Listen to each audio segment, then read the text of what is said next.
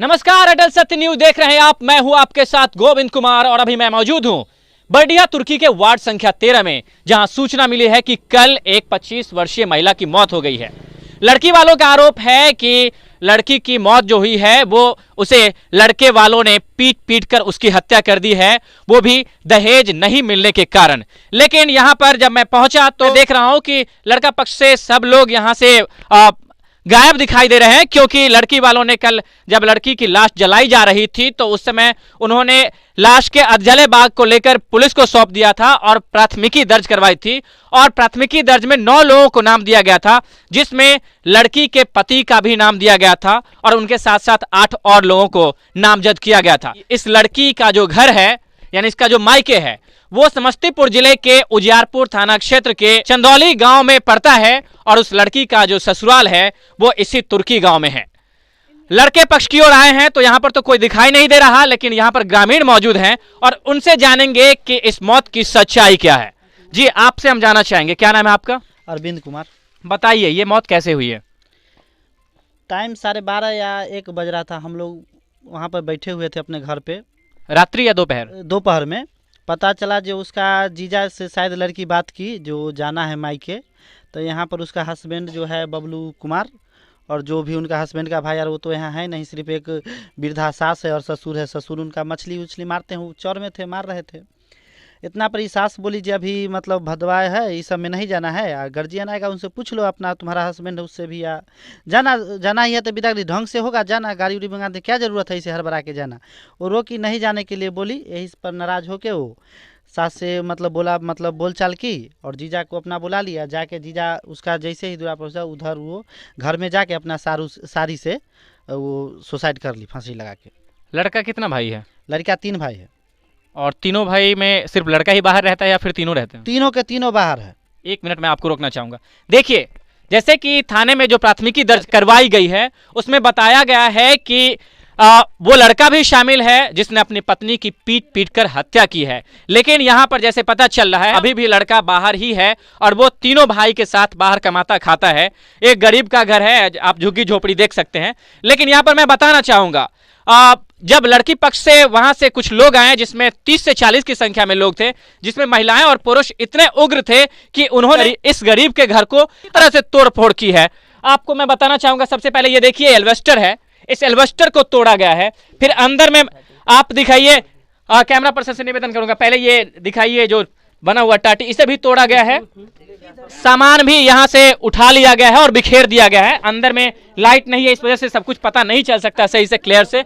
और ये देखिए यहां पर भी महिलाएं सब आई थी और इसे धक्का मुक्की देके इसको टेढ़ा करके जा चुकी है। और सारा जो भी जलाना था सब, ये जलावन वगैरह ये सब, इन सारे चीजों को फेंका गया है। अब मैं आपको वो जगह दिखाने जा रहा हूं। अब देखिए, यही वो कमरा है जहां पर बताया जा रहा है कि उस महिला ने आत्महत्या की थी।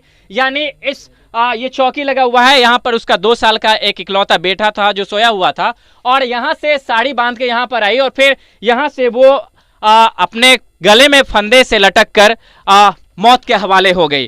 तो ये वो जगह है और यहाँ से पुलिस ने सारी जांच छानबीन करके फॉरेंसिक जांच के लिए उस डेड बॉडी को, जो अधजला डेड बॉडी था, उसको भेज दिया है। लेकिन एक सवाल प्रिंट मीडिया पर भी उठता है। प्रिंट मीडिया में जैसे मैंने देखा कि ये बताया गया, जो प्राथमिकी दर्ज हुई थी उसके आधार पर, कि जो लड़के वाले थे उन्होंने हत्या कर दी लड़की की और फिर वो फरार हो गए। लेकिन दोनों पक्षों का बयान सुने बिना और हर कुछ जाने बिना अगर प्रिंट मीडिया भी ऐसे सब कुछ छापती रहेगी तो लोगों का विश्वास एक दिन अखबार पर से भी उठ जाएगा।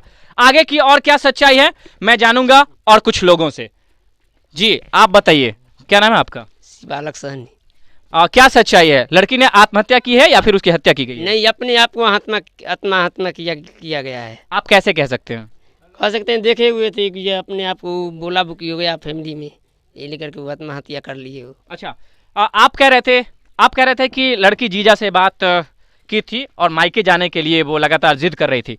तो उस लड़की ने कल ही जिद किया था या उससे पहले भी लगातार जिद किया करती थी? अरे परिवार है, कितना बार जिद की है, जिद करती थी तो मान लीजिए वो जाती आती भी थे। इस बार जो है उसका हस्बैंड यहाँ नहीं था, वो वृद्धा सास है, वो बोली जी अभी गार्जियन कोई नहीं है, अभी खेती बाड़ी का टाइम है, तंगी है से बोलते हैं वहाँ से अपना बेटा को हम होगा तो ढंग से जाना, जब रिश्तेदार जाना ही है तो ढंग से जाना, जो अपना गांव में जो होता है विधि व्यवहार से जाने के लिए वो बोली, वो नहीं मानी। लड़की ज्यादातर किससे बात किया करती थी? वो अपना जीजा से बात किया करती और थी। घर वालों से? हाँ, वहाँ घर वालों से भी बात करती, लेकिन ज़्यादातर जीजा से ही बात करती थी। अच्छा। ऐसा तो हम लोग कई बार आए हैं यहाँ पर, हम जैसे आए हैं ग्रामीण हैं हम लोग, कितना बार लड़ाई हुआ है, सास पुतोह से करती थी जाने के लिए, तो वृद्धा सास से बेचारी, वो अपना वृद्धा है तो हम लोग को बुला के लाती थी, बुआ पूछी समझा दो, तो हम लोग को कई बार आके उसको समझाए भी, जो अपना घर है द्वार है, जो अपना घर में रहो, क्या जरूरी है कहीं इधर उधर मतलब जाने का, जब हस्बैंड आपका बाहर रहता है तब अपना फैमिली संभालिए। कुछ घर वालों से कुछ पता चला है कि लड़की मायके जाने के लिए क्यों जिद किया करती थी? ये बात तो हम नहीं बता पाएंगे क्यों, लेकिन अपना जीजा से ज़्यादा बात किया करती थी, ये बात तो हम लोग जानते हैं। ये जांच का विषय है कि ये आत्महत्या हुई है या हत्या, लेकिन अभी तक जिस तरह से प्राथमिकी दर्ज कराई गई और उसमें यह बताया गया कि लड़की के जो पति हैं उन्होंने भी दहेज के लिए इनकी हत्या की है, तो ये सवालिया निशान लड़की पक्ष की ओर उठता है, क्योंकि अगर लड़की का पति यहां पर था ही नहीं तो आपने उसे आरोपी कैसे बनाया? तो ऑटोमेटिक यहां पर अगर जांच टीम आती है और इन्वेस्टिगेशन होता है तो ये केस फ्लॉप भी हो सकता है। लेकिन आगे की और भी जो जानकारी है मैं यहाँ के ग्रामीणों से लूंगा। क्या नाम है आपका? मेरा नाम अर्जुन सोनी है। अच्छा, लड़का कहाँ रहता है जो उस महिला का पति था? वो कपड़ा फैक्ट्री में तमिलनाडु में काम करता है। अच्छा, और 8 महीने से ऊपर हो गए मेरे ख्याल से जी। और क्या हम कहे, इसमें जब 10-20 लोगों के जानकारी होते होते हुई हम लोगों तक पहुँचो, देखे कि यहाँ ये ऐसे भी इनको पास कोई है भी नहीं, बूढ़ी माँ है, बूढ़ी उनको पापा है जो कि मछुआरे हैं, 15-20 लोगों के साथ में वो थे। उसके बाद अच्छा, जिस समय लड़की मरी उस समय उसके ससुर कहाँ थे?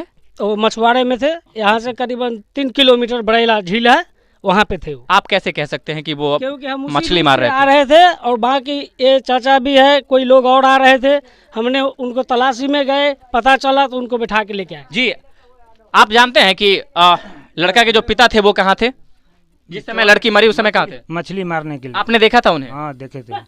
लड़की पक्ष की ओर से प्राथमिकी में यह भी आरोप लगाया गया है कि लड़का पक्ष इसलिए उस लड़की की हत्या कर देता है क्योंकि उसे लगातार दहेज मांगा जा रहा था, 3 लाख रुपए और चैन सहित अंगूठी मांगी जा रही थी और इसको लेकर लड़की को बार बार प्रताड़ित किया जा रहा था। जी कहिए, इसमें कितनी सच्चाई है, ये जो आरोप लगा है? इसमें सच्चाई क्या है, आप देख सकते हैं, आप भी आए हैं, इसका घर द्वार स्थिति जितना, यही जितना जमीन है 2-3 धुर होगा भाई पे 4 धुर, इसका तो उतना हैसियत भी नहीं है जो मांग करेगा।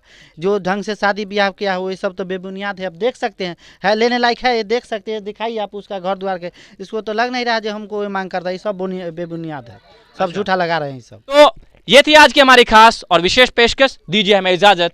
कैमरा पर्सन अविनाश यादव के साथ गोविंद कुमार की रिपोर्ट। नमस्कार।